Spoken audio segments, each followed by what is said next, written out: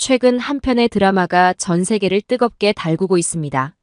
한국의 전통예술 판소리를 소재로 한 드라마 정년이가 그 주인공입니다. 첫 방송 시청률 4.8%로 시작해 6회 만에 13.4%를 기록하며 가파른 상승세를 보이고 있습니다. 특히 해외에서의 반응이 놀랍습니다. 디즈니 플러스 TV 드라마 부문에서 2주 연속 1위를 차지했고 홍콩, 대만, 인도네시아, 말레이시아 등 아시아 전역에서 최고 시청률을 기록하고 있습니다. 해외 유명 평점 사이트에서는 9.4점이라는 경이로운 평점을 받았습니다. 이 드라마의 성공 비결은 배우들의 놀라운 헌신에 있습니다. 주연 김태리는 3년이라는 시간 동안 판소리를 연습했고 신혜선 또한 1년간의 훈련을 거쳤습니다. 특히 20분간 이어지는 실제 판소리 공연 장면은 시청자들에게 깊은 감동을 선사했습니다. 더욱 주목할 만한 점은 이 드라마가 가져온 문화적 파급력입니다. 한국의 전통예술인 판소리가 해외에 널리 알려지는 계기가 되었고, 특히 중국이 끊임없이 시도해온 문화 침탈 주장에 대한 강력한 반박 증거가 되고 있습니다. 정년이의 성공은 단순한 드라마의 인기를 넘어 한국 전통 예술의 우수성을 전 세계에 입증하는 계기가 되었습니다. 이제 전 세계가 한국의 전통 예술에 주목하기 시작했습니다. 그리고 미국 명문대 교수가 우리나라 전통 예술에 푹 빠졌다고 하는데 어떠한 매력에 빠진 걸까요? 안녕하세요. 저는 하버드 대학교 동아시아학과의 마가렛 헌팅턴턴 교수입니다. 요즘 저는 정년이라는 드라마에 완전히 매료되어 있습니다. 판소리의 깊은 예술성과 아름다움에 빠져 밤늦도록 다음 편을 기다리는 제 모습이 신기하기만 해요. 불과 얼마 전까지만 해도 제가 한국의 전통예술에 이토록 깊이 매료될 줄은 상상도 못했습니다. 지금 이야기할 제 과거를 들으시면 아마 더 놀라실 거예요. 저는 20년간 동아시아 전통예술을 연구하고 강의해왔어요. 특히 일본 전통예술 분야에서는 세계적인 권위자로 인정받고 있죠. 제 전문 분야는 일본의 전통극이었고 특히 노가쿠와 가부키에 대해서는 누구보다 자부심을 가지고 있었습니다. 처음 동아시아학을 공부하기 시작했을 때부터 저는 일본 문화의 매력에 빠져 있었어요. 능극의 우아한 움직임, 가부키의 화려한 무대, 그리고 불라쿠의 섬세한 표현력은 제 마음을 완전히 사로잡았습니다. 동아시아의 전통예술이라고 하면 당연히 일본이 최고라고 생각했어요. 중국의 경극도 인정하는 편이었지만 일본의 세련된 미학에는 미치지 못한다고 여겼습니다. 특히 한국의 전통예술은 솔직히 거의 관심을 두지 않았어요. 그저 중국 문화의 아류 정도로만 생각했고 깊이 있게 연구할 가치도 없다고 여겼습니다. 매 학기 초 제가 진행하는 동아시아의 전통예술 강의는 항상 일본의 노가쿠로 시작했어요. 학생들에게 노가쿠의 세련된 움직임과 깊이 있는 철학을 설명할 때면 가슴이 벅찼습니다. 반면 한국의 전통예술은 1~2시간 정도로 간단히 다루고 넘어갔어요. 심지어 어떤 학기에는 아예 건너뛰기도 했습니다. 돌이켜보면 저의 이런 편향된 시각은 제가 받았던 교육에서 비롯된 것 같아요. 대학원 시절 저의 지도 교수님은 일본 문화의 열렬한 팬이었습니다. 연구실 벽에는 우키요의 판화가 가득했고 노가쿠 가면들이 장식품처럼 걸려 있었어요. 자연스럽게 저도 일본 문화의 우수성만을 보고 자랐습니다. 특히 한국에 대한 저의 무지는 심각했어요. 한국 하면 떠오르는 것이라곤 김치와 태권도뿐이었습니다. 한국의 전통예술이라고 해봐야 단순한 춤과 노래 정도로만 여겼어요. 그마저도 중국에서 전해진 것이라고 막연히 생각했습니다. 지금 생각해보면 너무나 부끄러운 일이에요. 제 연구실은 마치 작은 일본 박물관 같았습니다.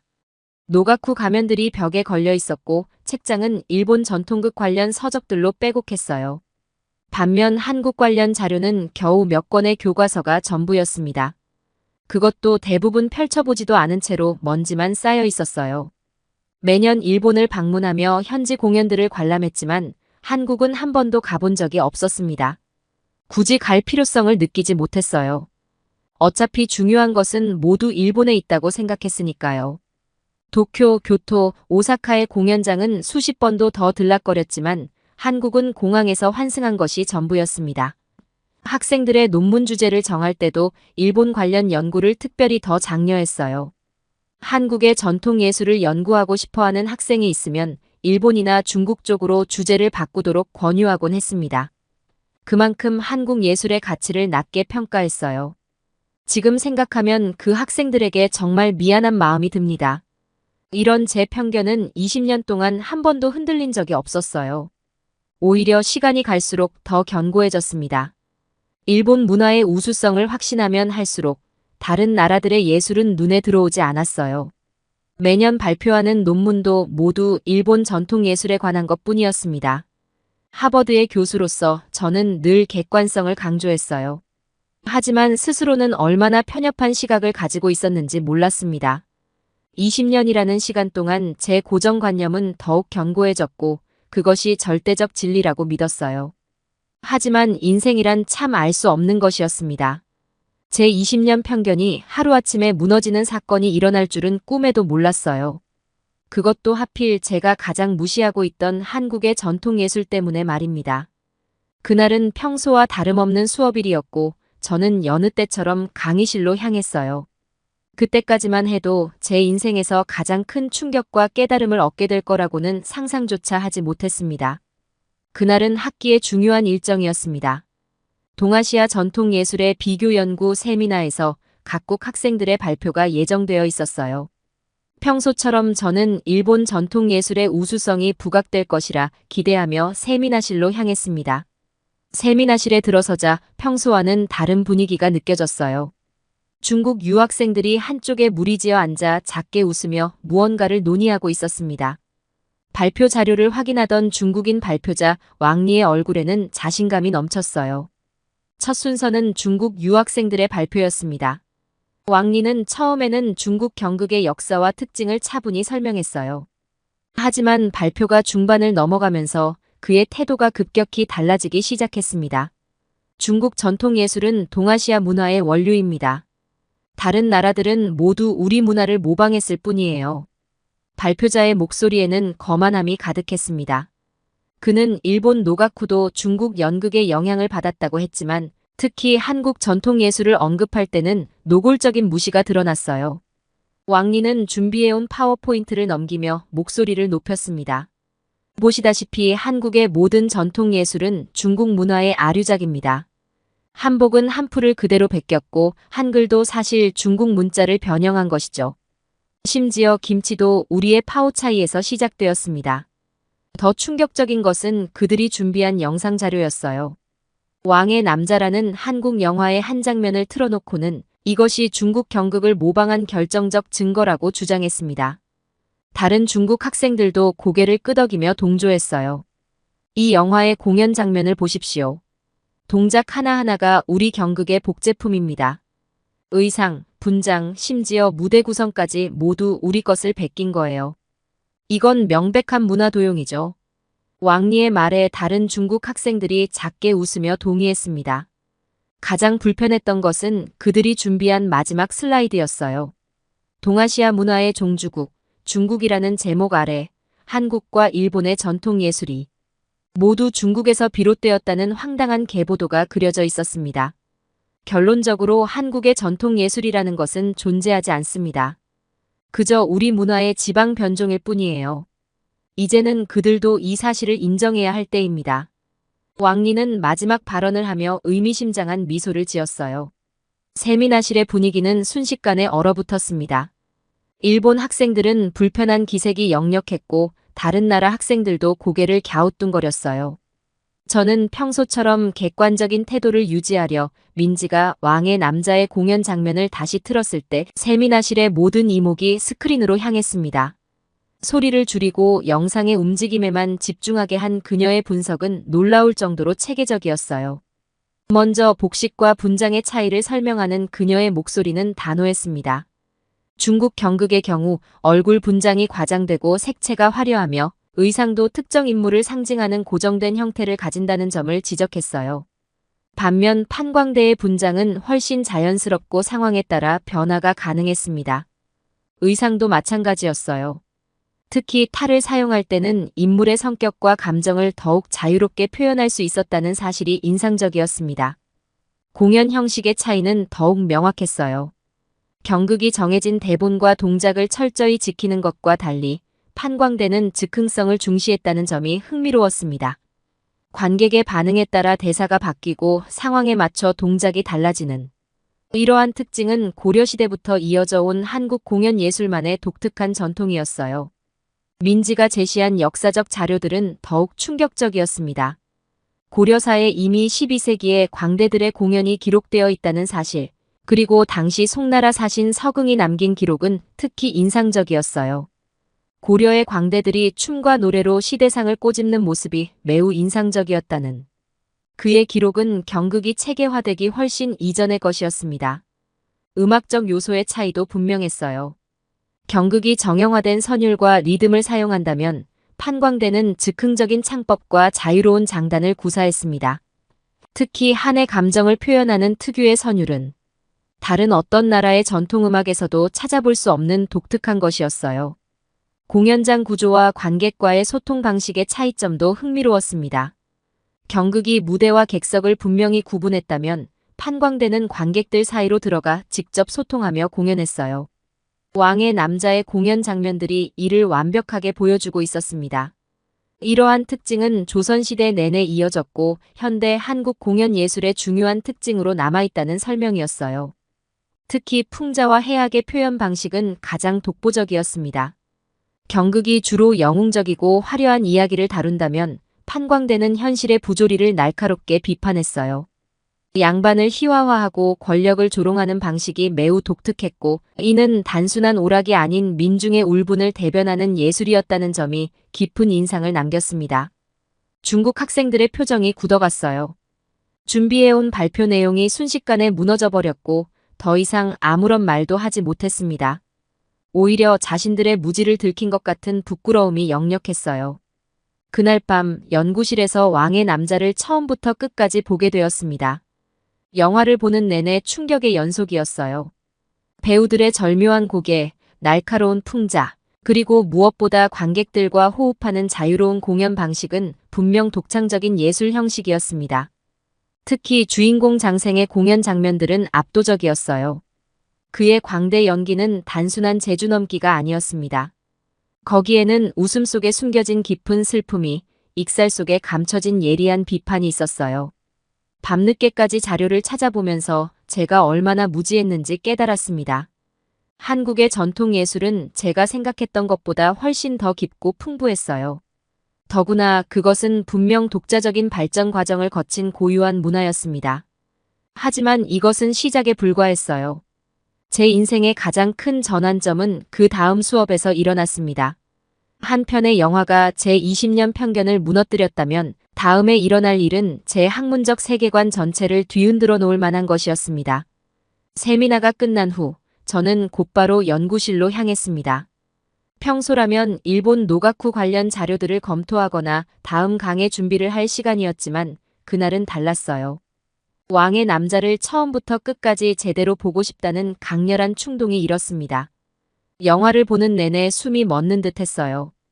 판광대 장생의 광대 연기는 제가 알던 어떤 전통예술과도 달랐습니다. 정형화된 움직임만으로도 아름다운 일본의 노가쿠나 화려한 기교가 돋보이는 중국의 경극과는 전혀 다른 매력이 있었어요. 특히 장생이 광대 연기를 하는 장면들은 충격적이었습니다. 때로는 익살맞고 우스꽝스러웠다가 순간 날카로운 풍자로 변하는 그의 연기에는 깊은 예술성이 숨어 있었어요.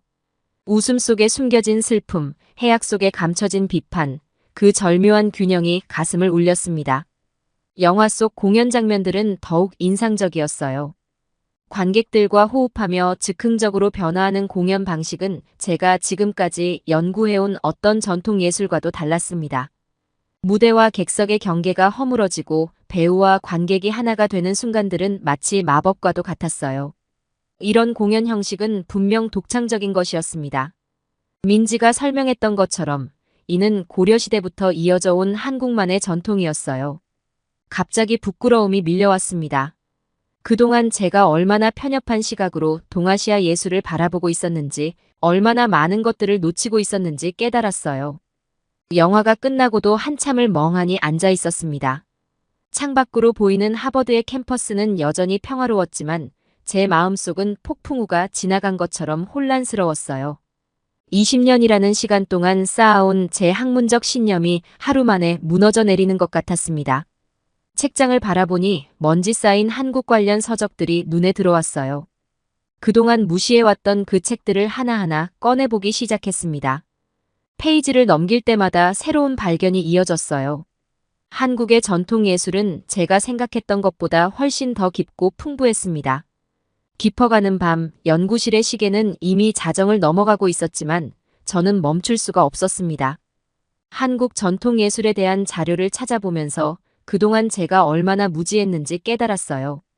일본의 노가쿠가 가진 우아함과 중국 경극의 화려함에 매료되어 한국 전통 예술의 깊이 있는 아름다움을 완전히 놓치고 있었던 것입니다. 특히 충격적이었던 것은 조선시대 외국 사신들의 기록이었어요. 그들은 한국의 공연 예술에 깊은 감동을 받았다고 기록하고 있었습니다. 청나라의 한 사신은 조선의 광대들이 보여주는 예술은 우리나라의 것과는 전혀 다른 매력이 있다고 썼고, 에도시대 일본의 사신들도 조선의 공연에는 깊은 정신성이 담겨 있다고 평가했어요. 한국 전통 예술의 가치는 외부에서도 일찍부터 인정받고 있었던 것입니다. 그런데 현대를 대표하는 동아시아 학교수라는 저는 오히려 그 가치를 제대로 보지 못하고 있었어요. 부끄러움이 물밀듯이 밀려왔습니다. 연구실 책장 구석에 놓여있던 오래된 비디오 테이프들도 찾아보았어요. 그동안 관심 없이 지나쳤던 한국의 전통 공연 영상들이었습니다. 흑백으로 촬영된 오래된 판소리 공연부터 80년대의 탈춤 공연까지 시간이 흘러도 변치 않는 예술성이 고스란히 담겨 있었어요. 이런 자료들을 보면서 더욱 놀라웠던 것은 한국 전통 예술이 현대까지 끊임없이 발전해오고 있다는 사실이었습니다. 왕의 남자처럼 전통을 현대적으로 재해석한 작품들, 젊은 예술가들의 새로운 시도들. 이 모든 것이 전통의 맥을 이으면서도 새로운 가능성을 모색하고 있었어요. 문득 20년 전 제가 처음 하버드에서 강의를 시작했을 때가 떠올랐습니다. 그때도 지금처럼 동아시아의 전통 예술을 가르쳤지만 한국에 대해서는 겨우 1시간 정도만 할애했었어요. 그것도 대부분 일본과 중국 예술의 영향을 받은 부분만을 설명했었죠. 얼마나 큰 실수를 했던 것인지 이제야 알게 되었습니다. 창밖으로 보이는 캠퍼스의 풍경이 조금씩 밝아오기 시작했어요. 밤새 책과 자료들을 보며 새로운 세계를 발견한 저는 이제 더 이상 이전의 제가 아니었습니다. 마치 오랫동안 쓰고 있던 안대를 벗은 것처럼 세상이 달리 보이기 시작했어요. 아침이 밝아올 무렵 저는 드디어 결심을 했습니다. 이제는 제 강의를 완전히 바꿔야 했어요. 한국 전통 예술의 가치를 제대로 알리고 그동안의 편견을 바로잡아야 했습니다. 그것이 학자로서, 교육자로서 제가 해야 할 일이었어요. 연구실을 나서면서 문득 민지의 얼굴이 떠올랐습니다. 그녀의 차분하지만 당당했던 발표가 아니었다면 저는 여전히 편견 속에 갇혀 있었을 것이에요. 첫 번째로 해야 할 일은 그녀를 찾아가 감사의 인사를 전하는 것이었습니다. 그리고 한국 전통 예술에 대해 더 많이 가르쳐달라고 부탁하는 것. 이것이 제 새로운 시작이 될 것이었습니다. 새벽 공기는 차가웠지만 제 마음은 이상하게도 따뜻했어요. 이제 시작이었습니다. 진정한 동아시아 전통 예술을 이해하고 가르치기 위한 저의 새로운 여정이 시작되는 순간이었습니다. 다음 날 아침, 저는 일찍 강의실에 도착했습니다. 평소보다 일찍 온 학생들의 표정이 어제와는 달라 보였어요. 특히 중국 학생들은 고개를 숙인 채 조용했고 다른 학생들은 기대에 찬 눈빛으로 저를 바라보고 있었습니다. 강단에 선 저는 잠시 침묵했어요. 20년 동안 한 번도 하지 않았던 말을 해야 했기 때문입니다. 저는 그동안 잘못된 편견을 가지고 있었습니다. 한국의 전통 예술을 깊이 있게 보지 못했고 그 가치를 제대로 인정하지 않았어요. 이어서 제가 밤새 연구하며 깨달은 것들을 이야기했습니다. 한국 전통 예술의 독창성, 깊이 있는 예술성, 그리고 현대까지 이어지는 그들만의 독특한 발전 과정까지. 학생들은 놀라운 집중력으로 경청했어요. 특히 강조했던 것은 각국 전통 예술의 고유한 가치였습니다. 일본의 노가쿠가 가진 정제된 아름다움, 중국 경극의 화려한 기교, 그리고 한국 전통 예술의 자유로운 표현력과 깊이. 어느 것 하나 우열을 가릴 수 없는 모두가 소중한 인류의 문화유산이었어요. 수업이 끝난 후 많은 학생들이 저를 찾아왔습니다. 특히 중국 학생들의 변화가 인상적이었어요. 그들은 자신들의 오만했던 태도를 사과했고 다른 나라의 문화도 더 깊이 이해하고 싶다고 말했습니다. 그날 오후 저는 학과장을 찾아갔어요. 동아시아 학과의 커리큘럼 전면 수정을 제안했습니다. 특히 한국 전통예술 관련 강좌를 대폭 확대하고 각국의 전통예술을 균형 있게 다루는 새로운 교과 과정을 만들자고 했어요. 놀랍게도 학과장은 제 제안을 흔쾌히 받아들였습니다. 오히려 이런 변화가 필요한 시점이었다며 적극적인 지원을 약속했어요. 하버드의 동아시아 학 과정이 새롭게 변화하는 순간이었습니다. 다음 학기 강좌 계획을 세우면서 저는 새로운 도전을 결심했어요. 한국을 직접 방문하여 전통예술을 체험하고 현지 예술가들과 교류하기로 했습니다. 책으로만 보던 것을 직접 경험하고 싶었어요. 민지는 제 한국 방문 계획에 큰 도움을 주었습니다. 그녀의 소개로 국립국악원, 전통예술원 등과 연락이 닿았고 여러 공연단체들과도 만남을 약속했어요. 제 여정에 큰 기대를 걸어주는 그들의 진심 어린 환대가 감동적이었습니다. 연구실 정리도 시작했어요. 20년 동안 일본 전통예술 자료로만 가득했던 공간에 이제는 한국의 자료들도 자리를 잡아갔습니다. 새롭게 구입한 책들, 공연 영상들, 그리고 전통악기 소개 자료들까지. 마치 제 인생의 새로운 장이 열리는 것 같았어요. 동료 교수들의 반응도 놀라웠습니다. 처음에는 의아해하던 그들도 제가 보여준 자료들과 설명을 들으며 점차 이해하기 시작했어요. 일부 교수들은 공동 연구를 제안하기도 했습니다. 가장 보람찼던 것은 학생들의 변화였어요. 한국 전통예술을 연구하고 싶다는 학생들이 늘어났고 다른 나라 학생들도 각자의 문화를 더 객관적으로 바라보기 시작했습니다. 문화의 우열을 따지려 했던 태도가 상호 이해와 존중으로 바뀌어가는 것을 보는 것은 큰 기쁨이었어요. 이제 저는 새로운 꿈이 생겼습니다. 단순히 한국 전통예술을 연구하고 가르치는 것을 넘어 세계에 그 가치를 알리는 것이에요. 한국의 전통예술이 세계인들에게 감동과 영감을 줄 수 있다는 것을 제가 직접 경험했으니까요. 이제 저는 진정한 의미의 동아시아 학 교수가 되어가고 있습니다. 편견 없이 각국의 문화를 바라보고 그 가치를 올바르게 전달하는 교육자로 말이에요. 사연을 재밌게 들으셨다면 구독과 알림 설정 부탁드립니다. 여러분의 구독과 알림 설정은 영상 제작에 큰 힘이 됩니다. 구독자 여러분의 사연 또한 제보받습니다. 사연으로 채택되신 분들께는 소정의 선물 또한 보내드리고 있으니 많은 참여 부탁드립니다. 지금까지 외국인의 시선에서 한국의 감동에 빠진 이야기를 전해드리는 감동 다이브였습니다. 좋은 하루 보내세요. 감사합니다.